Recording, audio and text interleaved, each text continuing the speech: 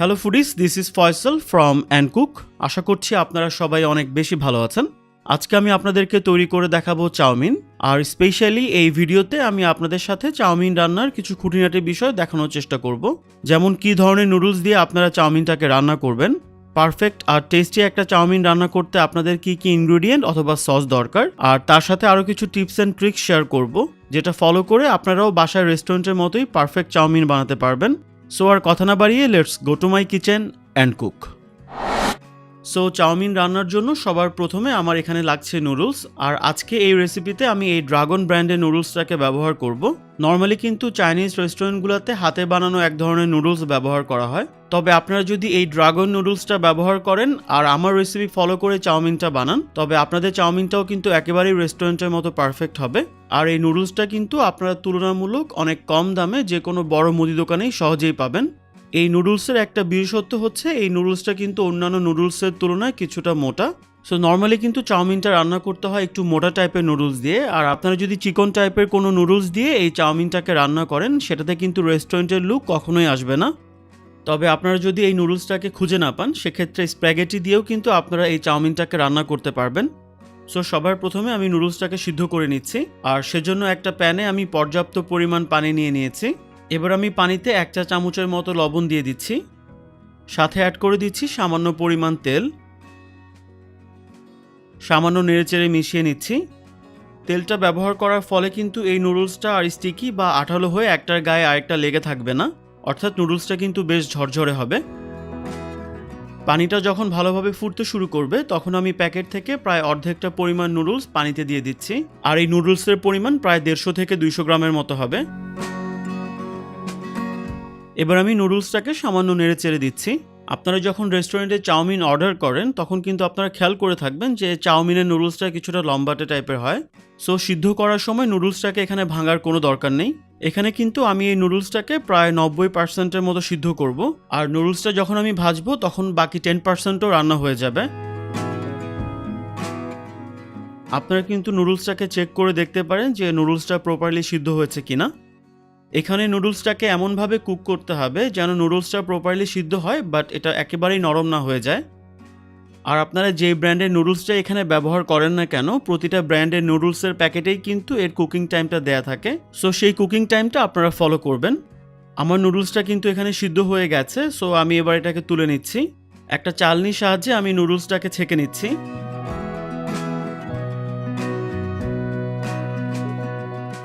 এবার আমি একটা বাটিতে ফ্রিজের ঠান্ডা পানি নিয়ে প্রায় 30 থেকে 40 সেকেন্ডের জন্য নুডলসটাকে ডুবিয়ে রাখবো। এতে করে গরম নুডলসটা খুব তাড়াতাড়ি ঠান্ডা হবে, আর এর যে সেলফ কুকিং প্রসেস সেটা বন্ধ হয়ে যাবে। প্রায় 30 থেকে 40 সেকেন্ড পরে আমি আবারও নুডলস থেকে পানিটাকে ঝরিয়ে নিব। নুডলস থেকে যখন সম্পূর্ণ পানিটা ঝরে যাবে তখন আমি এটাকে একটা বাটিতে নিয়ে নিচ্ছি। এবার এখানে আমি সামান্য পরিমাণ তেল অ্যাড করছি। এবার হাত দিয়ে ভালো করে নুডলসের গায়ে তেলটাকে মেখে নিতে হবে। এতে করে যেটা হবে যে এই নুডলসটা আরও বেশি ঝরঝরে হবে। সো আমার নুডলসের প্রিপারেশনটা ডান। এবার আমি পরের স্টেপে চলে যাচ্ছি। সো এবার আমি তৈরি করব চাউমিনের জন্য একটা স্পেশাল সস।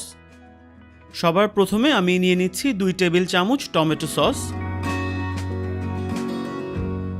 সাথে দিয়ে দিচ্ছি 1 টেবিল চামচ chilli sauce. Dark soya sauce add করছি 1 টেবিল চামচ, আর আপনারা কিন্তু এখানে ডার্ক সয়া সসটা ইউজ করার চেষ্টা করবেন, এতে করে চাউমিনে একটা সুন্দর কালার আসবে। এবার আমি ওয়েস্টার সস দিয়ে দিচ্ছি 1 টেবিল চামচ, আর আপনাদের হাতের কাছে যদি এই ওয়েস্টার সসটা না থাকে সেক্ষেত্রে আপনারা এর পরিবর্তে সমপরিমাণ ডার্ক সয়া সসটা ব্যবহার করতে পারবেন। সিসেম অয়েল অথবা তিলের তেল দিয়ে দিচ্ছি 1 চা চামচ।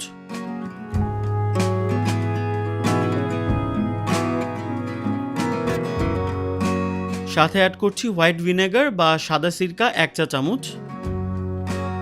1 চা চামচ দিয়ে দিচ্ছি কালো গোলমরিচের গুঁড়া। আপনারা চাইলে এখানে সাদা গোলমরিচের গুঁড়াটাকেও ব্যবহার করতে পারবেন। চিনি অ্যাড করে দিচ্ছি 1 চা চামচ বা স্বাদ মতো।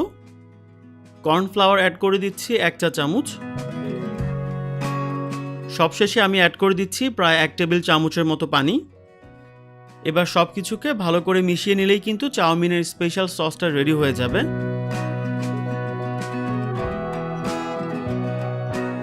সো এবার আমি মূল রান্নায় চলে যাচ্ছি। একটা প্যান নিয়ে আমি প্রায় 2 থেকে 3 টেবিল চামচের মতো তেল দিয়ে দিচ্ছি।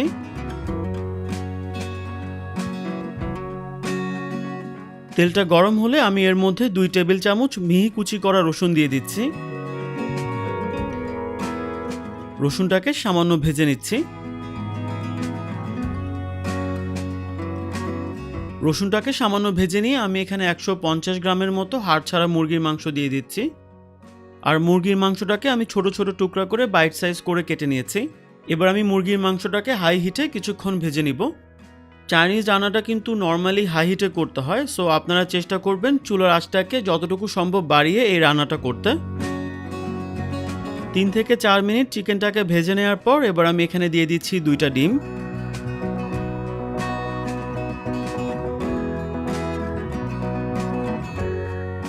সামান্য কিছুটা লবণ দিচ্ছি।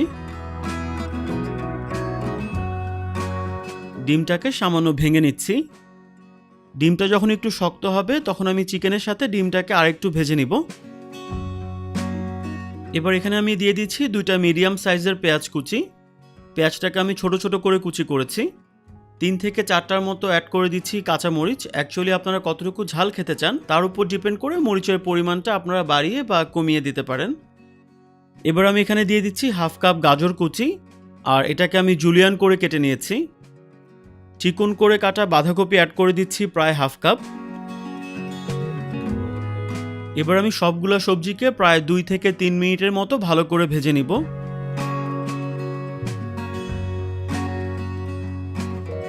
আর এই পর্যায়ে যখন সবজিটা কিছুটা নরম হবে তখন আমি সিদ্ধ করে রাখা নুডলসটাকে এখানে দিয়ে দিচ্ছি। সাথে দিয়ে দিচ্ছি অর্ধেক পরিমাণ লাল ক্যাপসিকাম আর অর্ধেক সবুজ ক্যাপসিকাম। সাথে আরও অ্যাড করছি প্রায় 1/4 কাপের মতো পেঁয়াজ পাতা বা স্প্রিং অনিয়ন। আগে থেকে বানিয়ে রাখা যে চাউমিনের সসটা আছে, এবার এই সসটাকে অ্যাড করছি। এবার আমি আলতো হাতে নুডলসের সাথে সসটাকে ভালো করে মিশিয়ে নিব। আচ্ছা, আপনারা কিন্তু এখানে খেয়াল করেছেন যে আমি ক্যাপসিকাম বা পেঁয়াজের যে পাতাটা ব্যবহার করেছি সেটা সবজির সাথে না দিয়ে শেষের দিকে অ্যাড করেছি। এর একটা কারণ আছে, কারণ হচ্ছে ক্যাপসিকাম বা স্প্রিং অনিয়নটা কিন্তু বেশিক্ষণ ধরে কুক করার প্রয়োজন পড়ে না। আর যদি আপনারা এটাকে বেশি কুক করেন এগুলোর কালার নষ্ট হয়ে যায়। সো আপনারা চেষ্টা করবেন যে এই খাবারগুলোতে আপনাদেরকে ক্যাপসিকাম ইউজ করতে হয় সেটা একটু শেষের দিকে অ্যাড করতে, তাহলে ক্যাপসিকামের কালারটা নষ্ট হয়ে যাবে না। সো আমার কিন্তু অলমোস্ট রান্নাটা এখানে হয়ে গেছে।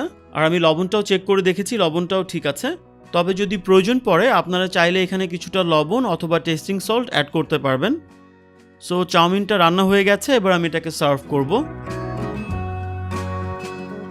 সো গাইজ, ভিডিওটা যদি আপনাদের ভালো লাগে তবে অবশ্যই লাইক করতে ভুলবেন না, আর প্লিজ চ্যানেলটাকে সাবস্ক্রাইব করবেন। আর সবাই অনেক বেশি ভালো থাকবেন। Take care. আপনাদের সবার কাছে আমার একটা রিকোয়েস্ট থাকবে, দয়া করে আপনারা কেউ খাবার অপচয় বা নষ্ট করবেন না।